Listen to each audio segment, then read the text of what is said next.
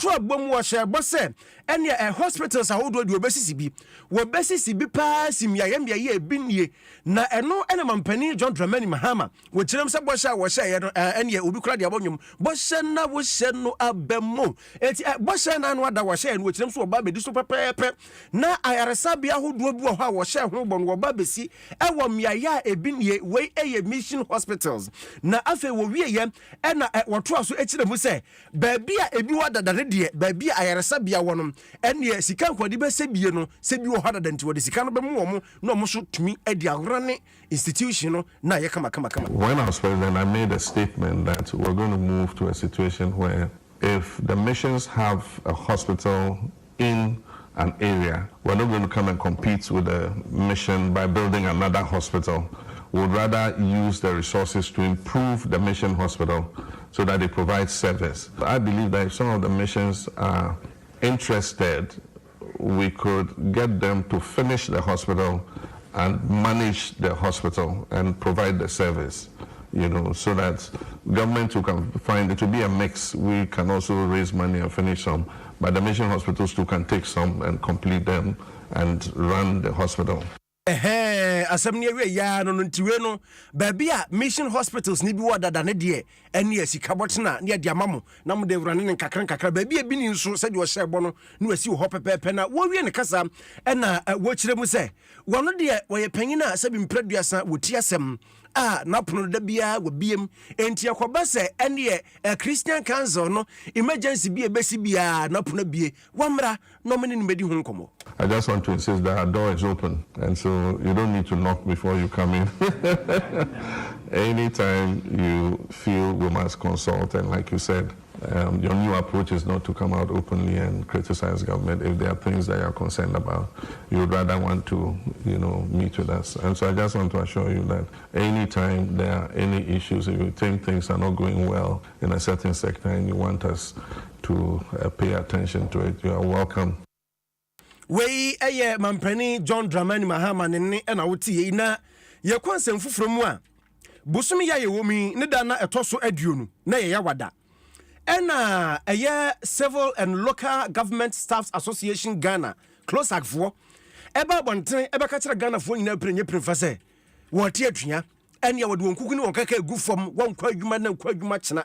ne nyina ne se wo mo kirem se mampani John Dramani Mahama akobo opani Samuel Adumbo twedin se wono ena birth and death registrar wono ene panyina te se wo ba be hweso kama pa ene panfo kirem se wo mpene mpre kine san se paninu a mampani John Dramani Mahama bondin wo mpene entibe ya mampani sesa no wo mo mpapani no wo mo hia no service wo ho na enum na ene mpanifo se da bi wo mo ne ene ekoyi behia mekira close agfo ebehia na nkitahudie bia ne nkomodie bia wo se wo mudie no omdi ne fefefe na etuo kwotwe de atwere asomdua ba meno akasai National Executive Council no e de abetodwa kire mu se enadua ya wa France ntwerefo nhia mu ene Executive Secretary Isaac Adom wa kire mu se watua na wo moatie no wo ginam esanse abanya na adwini se wotie wo ne se nti wo de kokobo 1 2 3 akwa ma members ni nyina se de obi antena fio kopem se aban no ankasa behunu se da bi de wo kan afi de wosame ye wo mo ye de ya wo bekwa adwuma nya sa de a ensenkaya na aban no wo mo koka ye no antere wo se ase enti strike no Closac fo kire mu se wo mo da so ginam Council of Closac wo mo share na one green Minister for Labor and Labor Employment. Nansem audio to you say you're calling off your strike. Yes, share class out the ban. You say, yeah, ban say one striking the cost. 2. Request now all the ban room up 3. So far say your members are only a politician, ya free service room. You to me consider also on why to say one free system. The branch say neck position say striking the cost. Thank you. And thank you too. Wei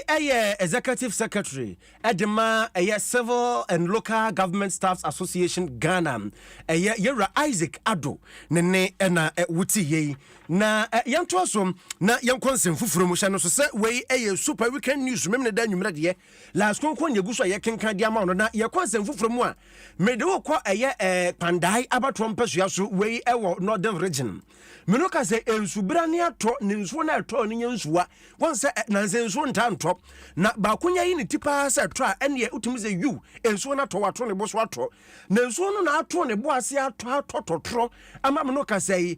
bankaba ene ekura wo ho wei ewo pandai district chese adan maako adiosia miensa 63 ene chese ejapade asese ewon potem ho no enya asem ketwa na timamufuo ne bi ekasai assembly member ewon potem ho yewra Kenneth ena ekire mu se wedi adabrako baabi a ade na duru ndi sa aban bam sanse adankora maako adiosia miensa 63 wo muntimi adesrade wo mo de to aban nim se mprempren ya wo mo mramu no mo dabrem kura ayedene. I had a call from my community that there was to have to come and see whether it is very true or not. When I came, I realized that it was very serious. The number of houses I had counted were more than 60-something houses that were affected. Not every house. The minor ones are different, but the major houses are 60-something, 63 houses. So as I said, I don't have an option. Our power lies with money. The only thing we need to do is we are appealing to the benevolent organizations, like any NGOs, that they should come and assist. So when you are around, some people were rendered homeless. They don't have where to sleep with their children and their wives. So this one appealing to the government, they should come and support and come back community. Wei assembly member owo empotam ho Kenneth K Indigum ne na wuti ye ye konsem fufuro mu a ene ebiaba medo ko prampram ene shai empotam na wonim se na namatena nkunya mienu na wo ho ye prampram na namatena nkunya ene wo shai na nam atena nkunya wo ho na nsantem atiefo anim se ene asase mentime wonse kakra esore ewo na namatena nkunya mienu wo mienu ahye so eka ho bi ema enya timamufu a wona wo mpatem wonkanka wo mo ato asase ewo sa ahye no so no na ene obi ayam hyehye ne sanse se yehunu sa asase no se ye prampram dia se ye shaifo de enti no ewo to asase ho na yam hyehye meno ka se na namatena nkunya ewo prampram de ogina mu kasa ma wo mo Evans Nati ene ekire mu se emprempren na namatena nkunya wo prampram ene shai aka bomu a ene wo mo ba besiesie won tam fefefe ama asumdua ba ama empo waje atum se Lands Commission mram na ba bia pepepe ye da no won fanto wo wie ne kasa ne wo kire mu se ewom sa adehia wo Ghana ebinom atonsase ewon patam won kanka sa ahye no so na mu amusuro na mu yam hyehyemo ena sese kura mu besiesie asemi sese kura asase mi die chese ebefiri mensa ana emfiri mensa yewra Evans aka ni prenye premfa aka kira adehia moto asase wo sa ahye no so nyina se ene empanufo tena sisi brekutire na asase no ekodi prampram na matran kunya ho ana sa shai na matran kunya ho kura mpo na asase no eyemu amodia emfiri munsa wono oto no bo asikire nsemu wabro ne santwerofo kasa ne yentie. After almost a year of preparation and consistent support from the Alodia land owning divisions, clans, families and individuals of Shai traditional area, the Shai Prampram boundary dispute has successfully been resolved. Anyone who may have been affected or may have bought land on and around the boundary stretch from Shai traditional area, unfortunately, if you are affected, do not panic. Be assured that the land owning divisions, clans, and individuals, families have put in measures necessary in place to address and redress the situation through the Pram Customary Land Secretariat. We Evans Nate wono ene gina mu ekasa ye ema nananom na no de sem na wuti ye ye kwansam foforo mu a mede wo ko University of Media Arts and Communication ye twa no short try from Unimac Dr. Laurentia Japan wono na director Emma Center for International Relations ewo Unimac ena dia to do e said ye wo mo ne Fraser Valley eno ewo Canada akwaka bomu a enyem no ka say South Fraser Valley eno so University of the Fraser Valley enye de say wo makontiase apoma kwaka bomu a ene adesuafo a ewo Unimac enei emo atede ne sansem mobetimi atukwan ene every Unimac ako University of the Fraser Valley sukuni di niye me dabro so etihe apram de kentin be kakreti mobetimi akwa adesua saa so na adehia ewo Canada ho esua de agentete esu betimi aba yamanmu na omo aba besua de omo de nsem wanyina tudwa wabra ene Center for International Relations wo mo ne Directorate of Research, Innovation and Development ene edin hyiamu didi wo ho komo kwampa ene nwumasua ho nsem betimi atumpon ena maame Lauricia Japan edin semi atuja University of Fraser Valley any Unimac ye faculty is a church for no ene won omo ye adwuma ha ena afa ye school for ye ma omo titiye no omo benya ho mfaso enti ye no omo develop the friend pathways ebedu baabi no school for no bi betimi a ye 2 years so Unimac no omakwa akoye 2 years University of Fraser Valley afei so a lot of online programmer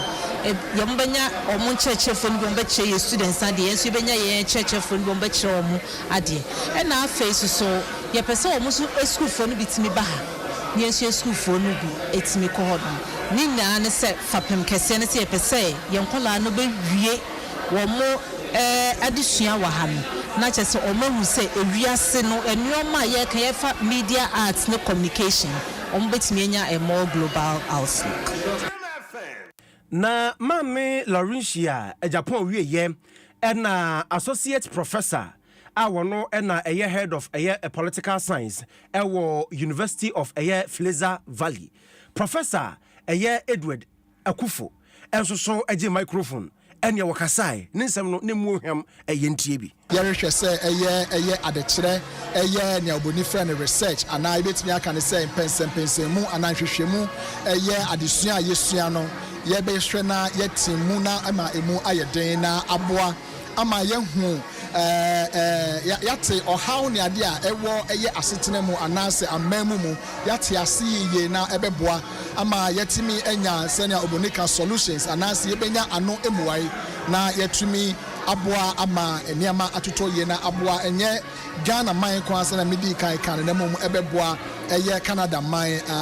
enso evise se sania man eguso koso a ebebue kwan ama enyuma etumi aba oman mu na etumi aboa ama emrante ne maba ewie school se Unimac fe ewie school a ebeboa ama enyuma aba oman mu ama nipa enyabi aye we associate professor edema University of Fraser Valley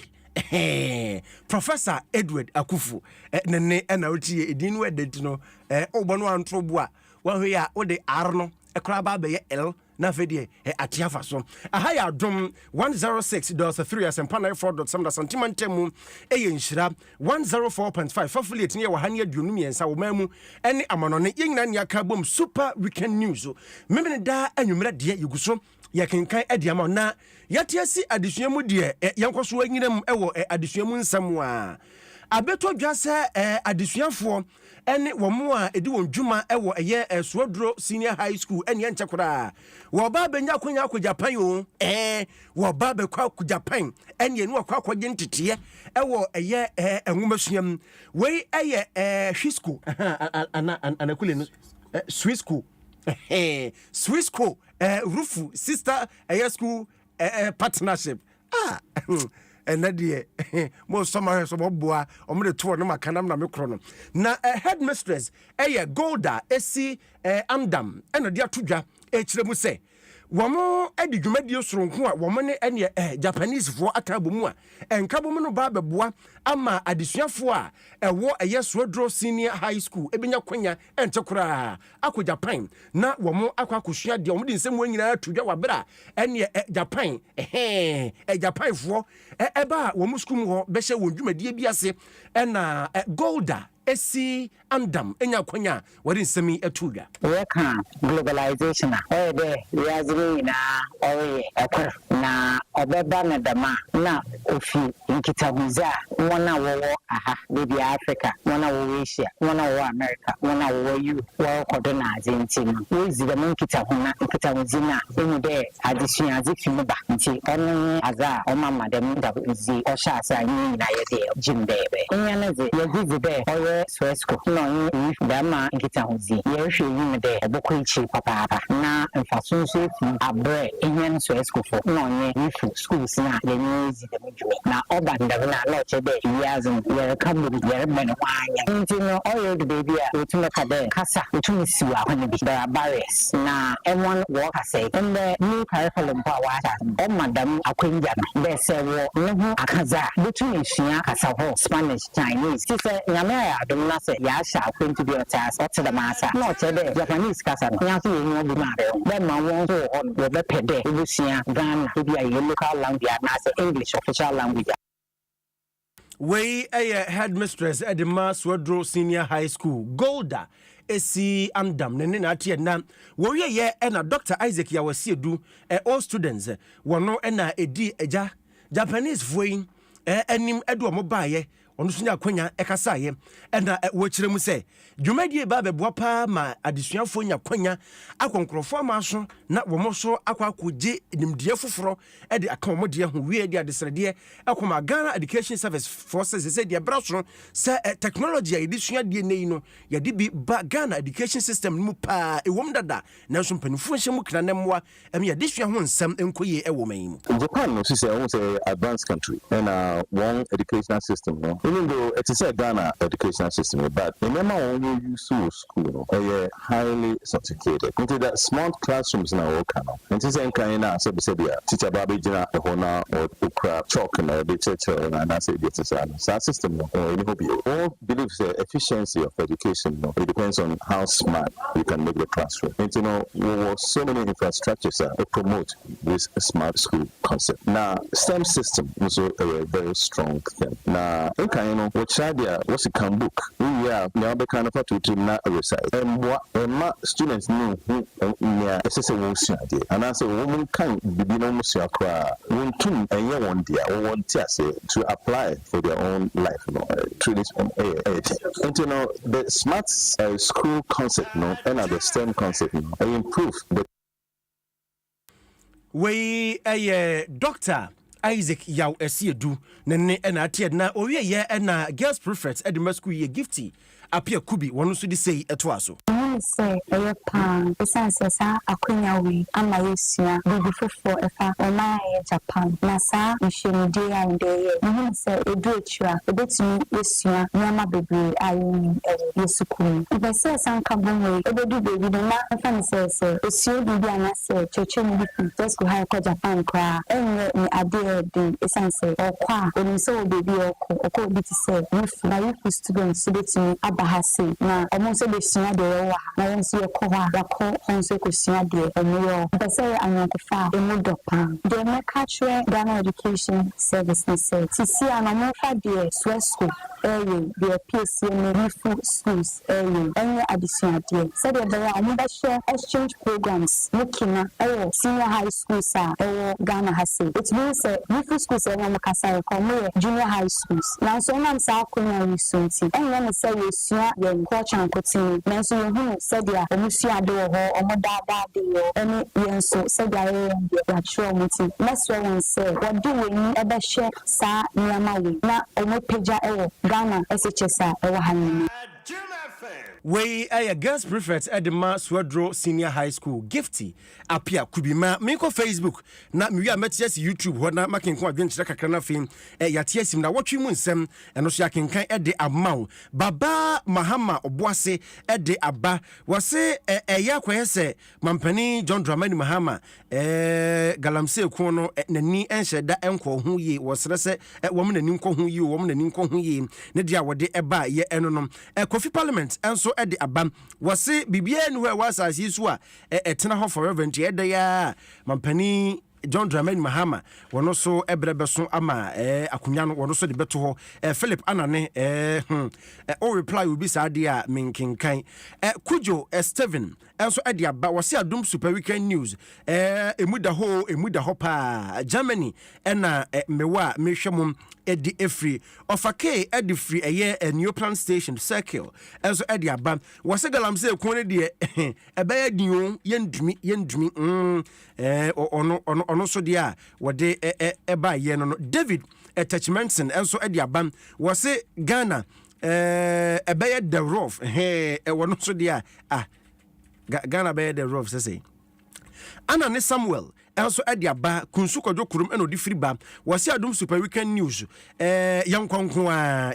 a wono so dia wode eba no no na na kua mo aboaten atobi edi afa Facebook wase fantastic news o mitie mo den dan so my asore dan ho ena mewo enchia soronko enkoma honorable Eugene Boache entry kanema hye bedwani ma de hye wo subi na abato mpasua so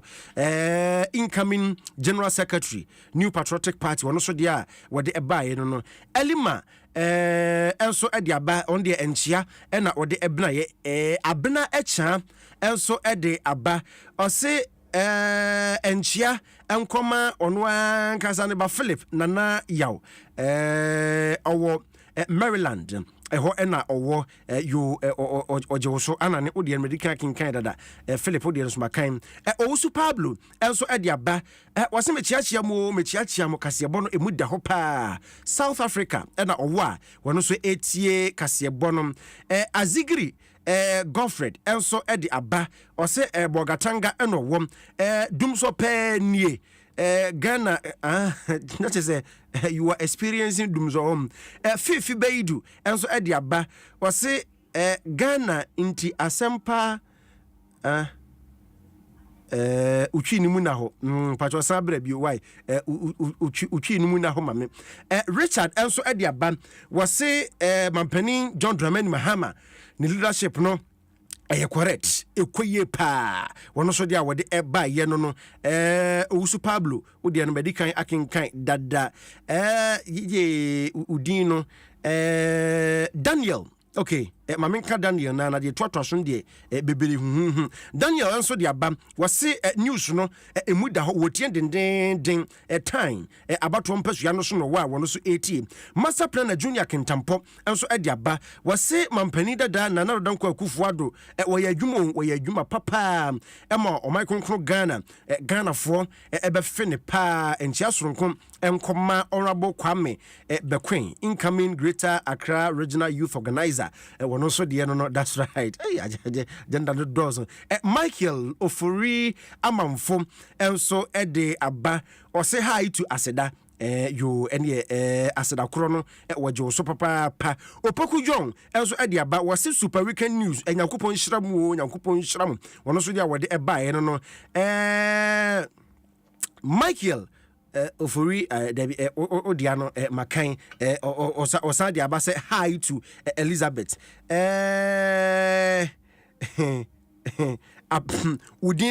Udino dia aprugu ana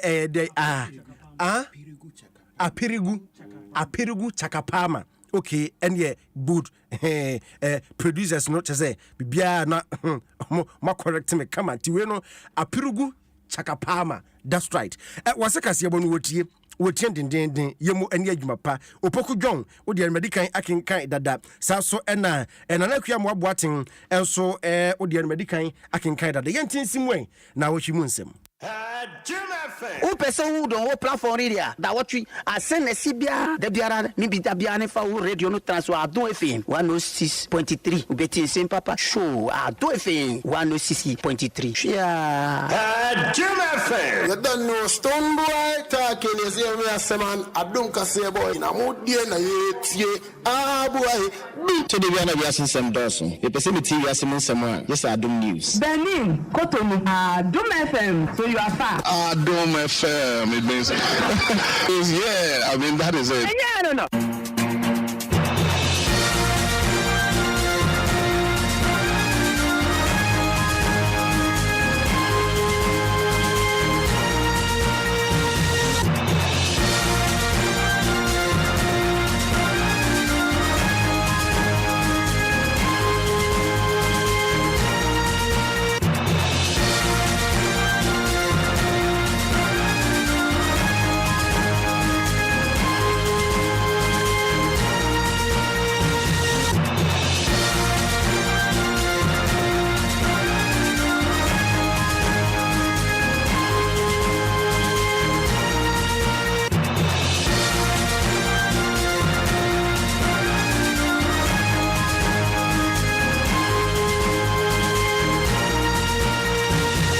Adom 106.3 FM Asempa 94.7 Asantemantam Yenshira 104.5 affiliate near Wahania Dionumi and San Wobemuniam on the super weekend news.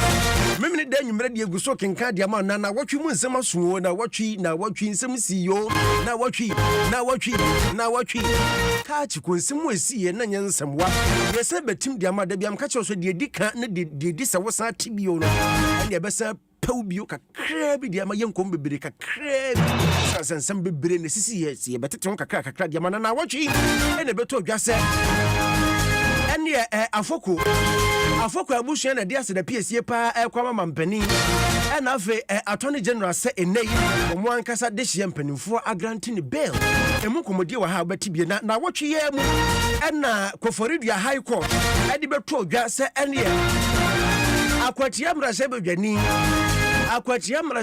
ene contempt achi ne sanse ekwoto enhyehyeye a wode to ho no man ni buzo na watwi ye mu so ena mampani John Dramani Mahama de batu dwa ka kire Ghana fo nyina se MPP amanyokuo wa bra wo fra ba mu no ene economy na wode to ho no ene brofo tititi That's a brofo doesn't ya brofwa. That is economy no chirem se MPP for say no poto katasehye pray dwum de ne kanka economy pa eno mu ja to ho eno mu de man so pani baje to aso na watwi ya mu na mampani John Dramani Mahama kro ya ene wasadi a chawpe mu ode ne pa ekoma eye a Christian a council for ene Catholic bishop for no so na watwi ya mu ne si yese betim bio ade ama na watwi ya mu so na mampani John Dramani Mahama ene wono ankasa ne assets waba bonten de betu dwa won se Ghana mamra no se de eka no sa pepepe eno pani no wodi zo na watwi ya mu so na nabi Henry Nanabuachi ede betu dwa ekire mu se fourth estate for ene womra bonten mra pepe omo ache wo womra bonten me pana che sanse maguni hu fi eno so na watwi ya mu na si yese betim bio agiama sanin so sa ha ya dom 106.3 FM Asempa 94.7 Santimantem Yenshira 104.5 affiliate near Wahania Dunumi and Sawamuni Monone super weekend news memene da nyumna de ye bom gon adiama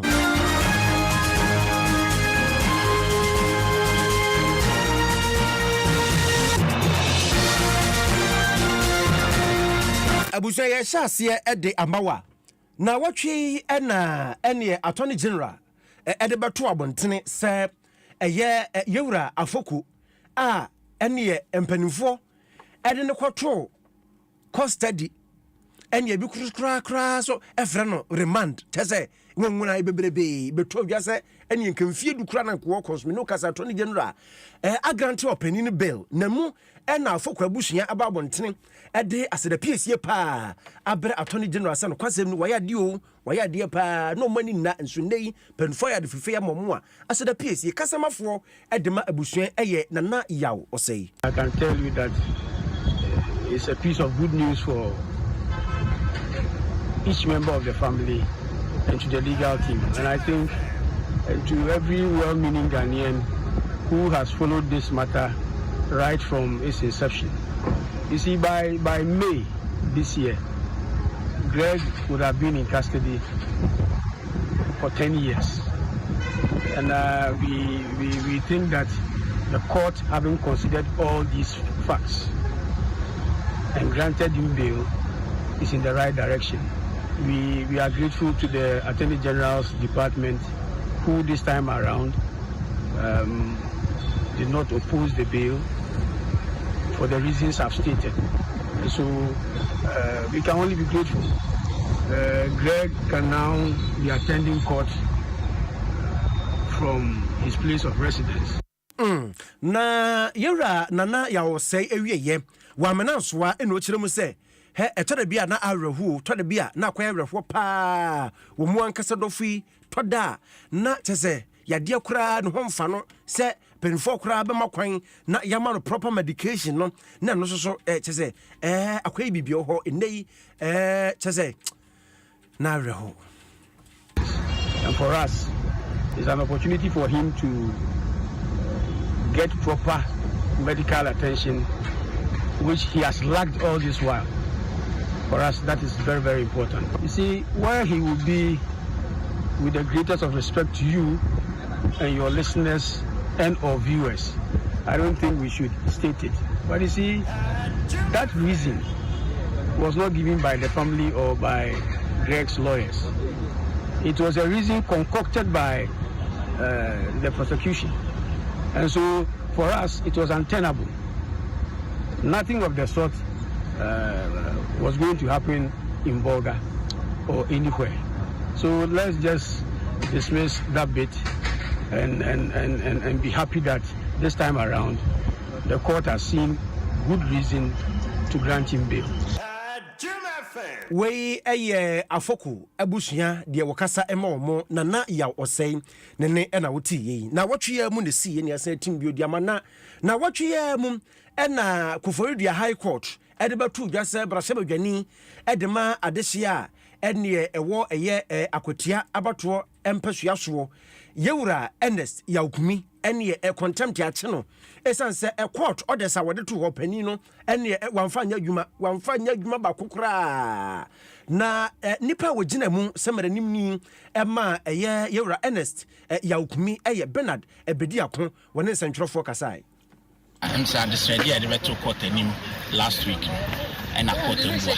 Now this idea in and they say Ernest Yaukumi who court the Mraso court order or yes and sese or parliament no co friend who MP no yini ayini miesi or parliament or koi and or ne or friend who saw MP or share yamra pon mu itiamra and unti ya de bedan court say he is in contempt of court. Say we book court in Mraso, it's a court and Pinaso. Any court a Kasai and a court a share Nessa and the money and then court a money doing say or share near Emranica and in near court a year Ghana share Netiana and what high court in Remuno and pat a year next Kumi Ebu Ghana Mraso and Unti were convicting her say were boon for a net day I Ernest Yaukumi. Wabunu force near court can and wabuso.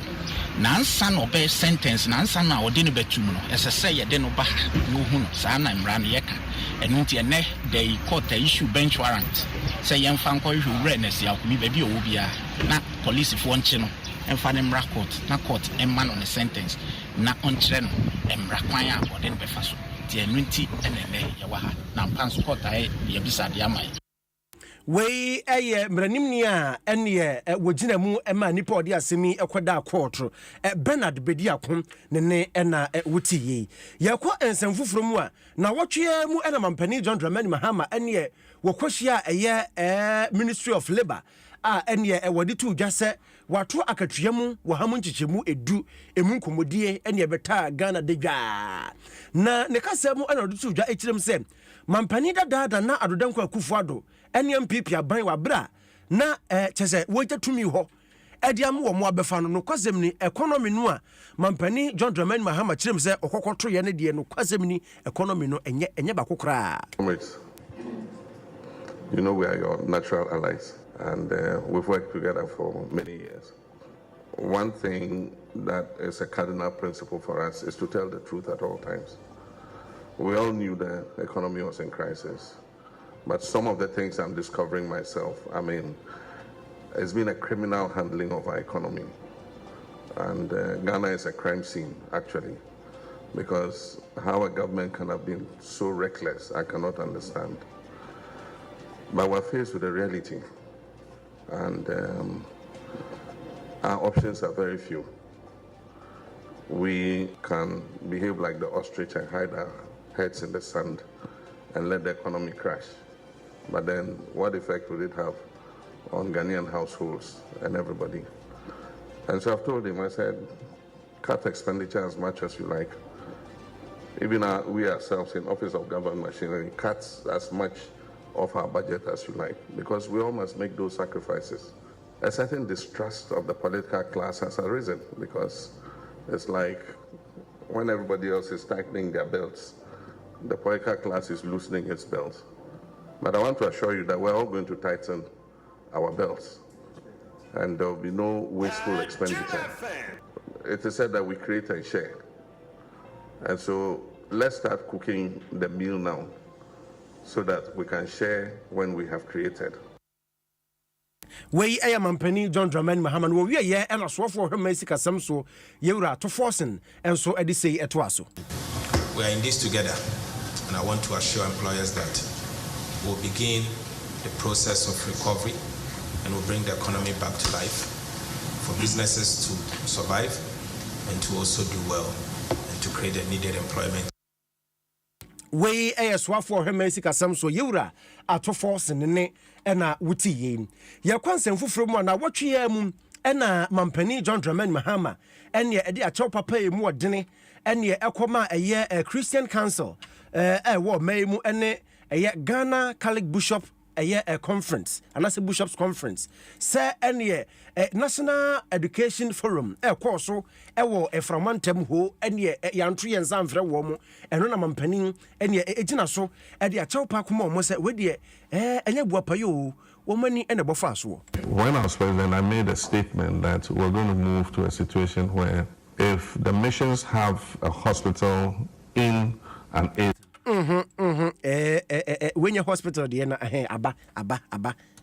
Express my sincerest apologies on behalf of the planning committee of the forum to our stakeholders of the faith-based organizations for the unpardonable omission committed in your delayed invitation to this forum. I am aware that the omission was very speedily remedied, but you still deserve an unqualified apology for this oversight. And since you are the purveyors of God's mercy on earth, I'm sure that you are forgiving us. Thank you very much. And we know you are important stakeholders because you own some of the schools, and so this educational forum is important to see how we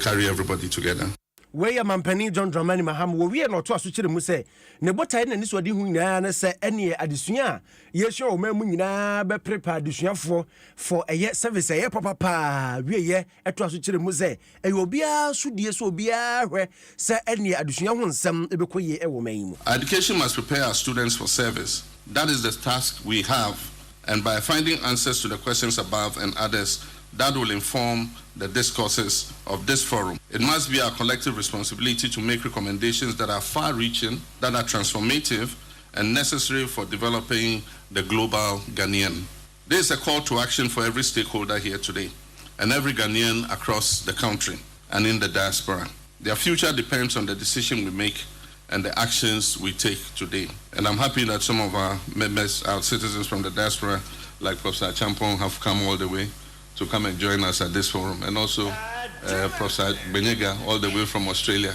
You are all welcome. As a government, we are fully committed to this process, and the outcomes of this conference, I assure you that your recommendations are not going to gather dust on a shelf.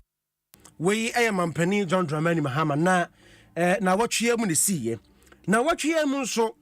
mampani John Dramani Mahama ene wogina mu chese yese leader bia de wasa set good example nti example no wasete wono ankasa ejapade a wo firi so ba wiase kurutire nyina gu nkrata so e dia koma attorney general we wogina Ghana mamra so article 286 so Ghana mamra kama pa eno ogina so de ekoye we assets wo na mitombo ase poto wo twi mu edema wo no na wo wie ye no na attorney general Johnson okay Debbie you Mesramo enya attorney general no de koma no man kan ye kura auditor general Johnson akuamoa esiedu ene wonene ne dom eje nkratai kama pa so pani why adio pa watchre sampa we kandini. I've just performed a simple but brief, very important act of presented my completed assets declaration forms to the Auditor General as required by Article 286 of the 1992 Constitution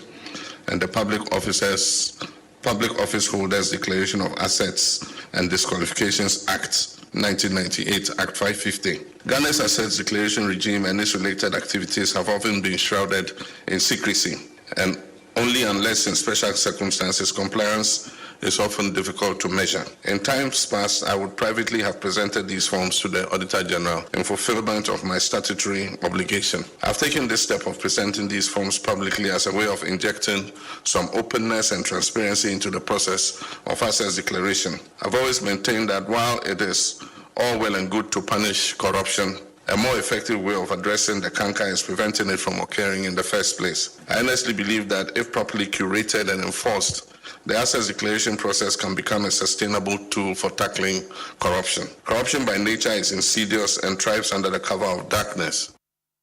We mampani John Dramani Mahama enye onwa kasa ba wiase na braba wabo japade owo nyina kuchire ni nyina edekoma Auditor General Johnson akuamu asi edu kama na wo wieye enoto aso kire mu se won pese nipa bia betene kira bone hwene na mampani ba no abefa we na mampani ba we ompentoto mpene no wode ko. I've also taken this step to send an unmistakable signal to all public office holders, especially those that I have appointed, that I take the declaration of assets very seriously and expect full compliance from them. I've asked the Chief of Staff to send word to all appointees to ensure that they declare their assets by the end of the first quarter of this year, that is by 31st March 2025. I wish to stress that any appointee failing to meet this deadline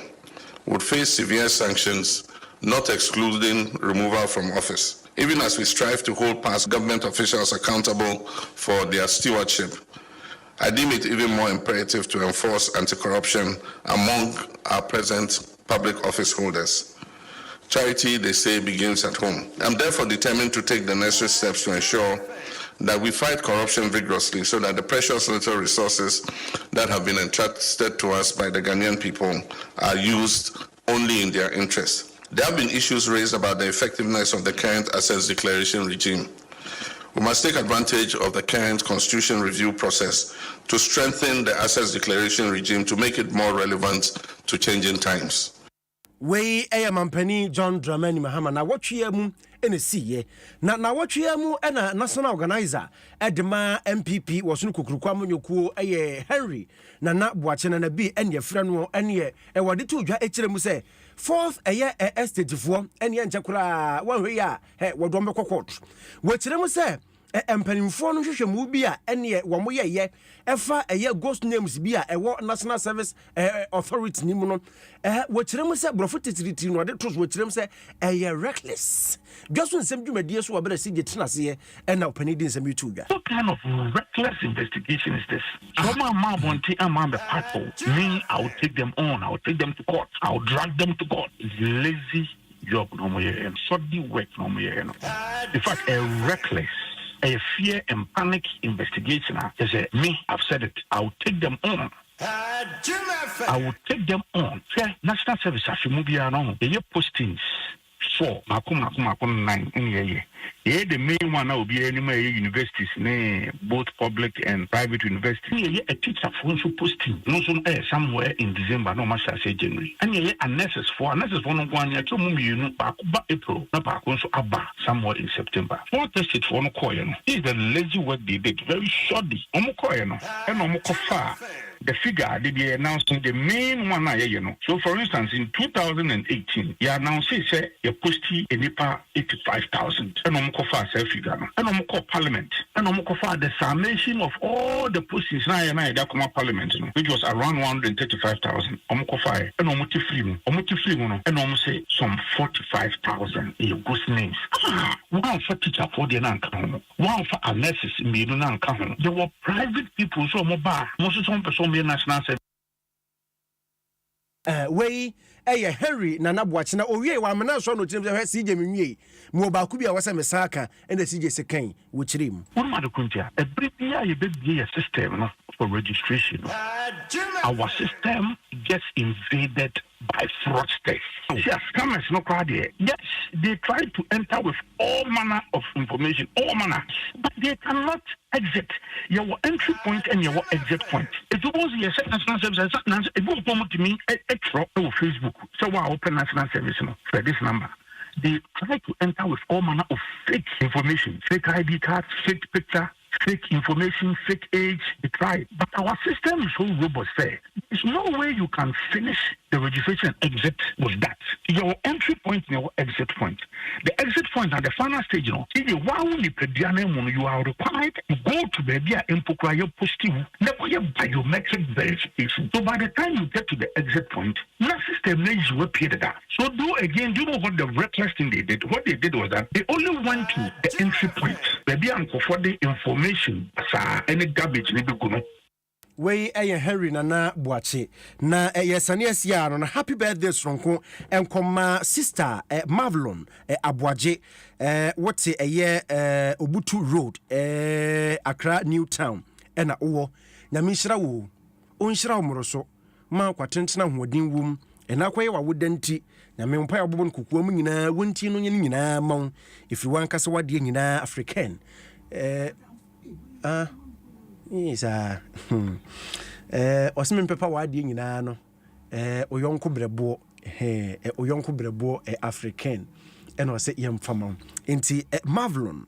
Aboaje happy birthday enkomon sa oh minim da so sen ka wuchiri mu kire me so oh mama ye mistake too much ebusia me ya no foforo happy birthday enkoma Marvelon Aboaje ifri African ho eno se yemfama osinyame nhiraw wonton kwanem o ma nyini nkire nyinkyira hoodin wom sika wom apomdin wom na ene nyini kosoro na okoma so ade nyina nyankopon enyamaw enwa no kwami bi we ni mam na aloke na happy birthday enkoma kwame kwache edu Memorial School Complex wo ewutu breku na wo ene na wanya mfinhia enum na menhira wate umi wa adwenim na adesua no yirhusua bebere ninyi be pani papa we efiri wa nkasa wawofo owura ene owura yire edu ho na omose yemfa emaw Mr. Kwadwo Amo ewo Ashoman wose kaseyebo no wotie ne dendenden a enye asemketoa Mr. Batman ewo aboso kan wono so se kaseyebo no mitiemu a enya se ye enena na bi frɛ me na bi frɛ se adom kaseyebo no onfani ya ye mi refi na din nana mejimijiri se wotie nyame nhiraw na onton kwanam se da bia wotie yen abusua dia si African Adaroma Facebook ni YouTube wono twa betrumu opening minyankmedin ho adanse kakra nenso nipa de etwen ya ne baby dance na yedin ho adanse we nipa se chese o de ekiri ma bedin ho adanse Joshua Kwame Kulenu onu so gina machi ene enya asemketoa se Chelsea win one goal ye ne Aston Villa fo na ebo se Chelsea ahye baako Aston fo nhye bi ya bo say 47 minutes 56 minutes ni album we the chess munyere mu win why yes remo mankrofo betese eniye ni di yɛde asi medi de nana ade mununkum. Upgrades are nice, but stepping up is woohoo! Because when you upgrade with GoTV, we'll step you up to the next package. Upgrade today to get more than more with Step Up, where if you're on GoTV Plus and upgrade to GoTV Max, you'll get even more with GoTV Super. Get big value, get big entertainment, get stepped up to even more with GoTV. Upgrade today on the